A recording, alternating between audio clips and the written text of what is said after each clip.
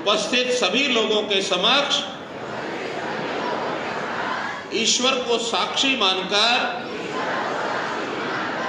यह संकल्प लेता हूं, मैं अपने पूरे जीवन में कभी भी किसी प्रकार के नशे का सेवन नहीं करूंगा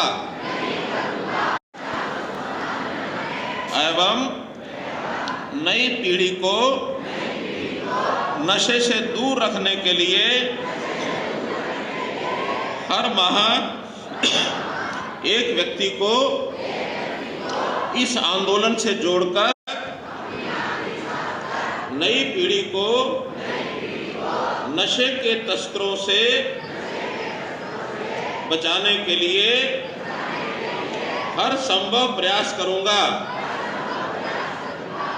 मित्रों, देखिए, मैं सबसे पहले तो हमारे केंद्रीय मंत्री श्री कौशल किशोर जी को इस बात के लिए धन्यवाद देता हूं, इनके लिए शुभकामना करता हूं कि इन्होंने एक मुहिम चलाई है।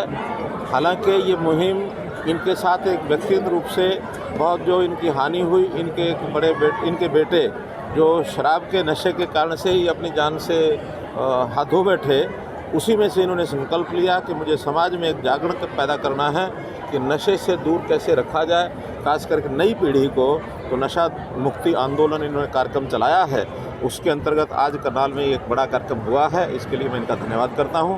और वास्तव में ही ये नशे का जो एक चल पड़ा है एक प्रकार से प्रचलन, और ये मैं देख रहा हूं कि पिछले वर्षों में जो आंकड़े आ रहे हैं, जो इसका तथ्य सामने आ रहे हैं, जो उसमें से हर वर्ष कुछ ना कुछ बढ़ोतरी हो रही है। इसमें कम होने का नाम अभी नहीं ले रहा है।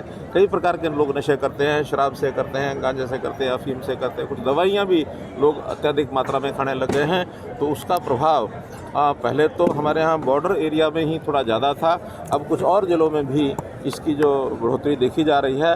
तो हमने भी ये तय किया है कि इस अभियान को लगातार चलाया जाएगा, चाहे स्कूलों में, कॉलेजेस में या संस्थाओं में, सरकारी कार्यक्रमों में, सब जगह, और नशा मुक्ति का एक अभियान चलाया जाएगा। ताकि सर, इसमें आप यहाँ पर प्रोग्राम चला रहे हैं नशा मुक्त अभियान। कल विधानसभा में एक बिल पास होता है, 25 साल से 21 साल उम्र कर दी है शराब बेचने वालों की और खरीदने वालों की। ये दोहरा मापदंड नहीं है आपका? देखिए, ये सारे देश के अंदर एक मुहिम चली है इस प्रकार की, क्योंकि ध्यान में ये आया है कि चाहे उसका इसका वैधानिक तौर पर कुछ भी था, लेकिन ध्यान में ये आता है कि उससे नीचे भी सब लोग अपने हिसाब से चोरी करके या एक दूसरे का आड़ लेकर के सब काम करते थे। इसलिए उस विषय को ठीक करने के लिए अब ये चलाया है। लेकिन ये दोनों चीज़ें मैंने जैसे पहले बताया कि एक द्वंद्व चलता है। ये द्वंद्व समाज के विभिन्न वर्गों में चलता है। एक तरफ नशे को बढ़ाने वाले लोग होते हैं, एक तरफ नशे में कम करने वाले लोग होते हैं। लेकिन जो एक अपराध होते हैं, उन अपराध की श्रेणी में आने वाले लोग मासूम भी कई बार फंसते हैं। अब उन दुकानों के ऊपर 21 साल से नीचे लोग काम भी करते हैं, क्योंकि राइट टू जॉब एक प्रकार से वो 21 साल के 18 साल के लोगों को भी मिल जाता है। वो लोग काम करते हैं, कुछ व्यवसाय करते हैं, कंपनियों में वैसे लोग लगे हुए हैं। उस कानून के कारण से 25 साल का कोई भी इससे नीचे का व्यक्ति कोई अपना काम नहीं कर सकता था, कोई व्यवसाय नहीं कर सकता था और कोई नौकरी भी नहीं कर सकता था। पीने वालों के ऊपर भी रोक लगती नहीं थी। 25 साल के नाते से वो 21 साल वाले भी अपने हिसाब से पीते करते थे। और बाकी स्टेट्स ने, लगभग 16 स्टेट्स ने पहले से इसमें संशोधन कर लिया था, इसलिए उस संशोधन को हमने किया है। लेकिन इसका अर्थ ये नहीं है कि हम नशे को बढ़ावा देना चाहते हैं। हम नशे को कम करना चाहते हैं कि नशा और एक सीमित मात्रा में चीज़ें समाज में प्रचलित होती हैं, उसकी दिक्कत नहीं है। एक सीमा से अधिक जब चीज़ें चलती हैं, उससे का नुकसान को लेकर क्या तैयारियां हैं? करनाल में भी मामला आ गया है ओमिक्रॉन का, मुझे पता लगा है, उसकी भी जानकारी हुई है। लेकिन हमने इसके लिए तैयारियां सब की हुई हैं कि भी जो भी केसेस ऐसे आते हैं, उसके इलाज का जो सारा प्रोटोकॉल बन चुका है कि उसको इलाज किस प्रकार का चाहिए। हालांकि हॉस्पिटलाइजेशन की उसकी ज़्यादा आवश्यकता नहीं अभी पता लग रही है। अभी तो यह है कि उसको निश्चित दिन के लिए अपने घर पर ही रह करके इलाज कर सकता है। उतना जितना कोविड पहले चला था, उस प्रकार का ये प्रभाव उसका उतना ज़्यादा नहीं है, प्रभाव कम है। लेकिन इसके फैलने की जो गति है वो ज़्यादा है। इसलिए इसको थर्ड वेव के रूप में भी देखें तो उसके लिए पूरे क्या मामले वापस लेने शुरू कर दिए सर किसानों के ऊपर जो दर्ज हुए थे? कल मैंने स्टेटमेंट दे दी है।